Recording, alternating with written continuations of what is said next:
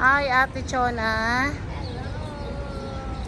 Nandito po kami sa Madinat Zayed, dito sa Gold Souk ng kasama ko. Yan, laki. Maganda dito. Yan.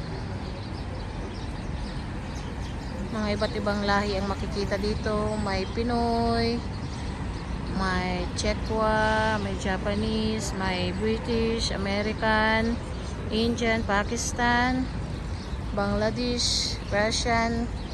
Basta ang daming makikita dito ng mga iba't ibang lahi dito. Tara, pasok tayo sa loob, mga kabislok.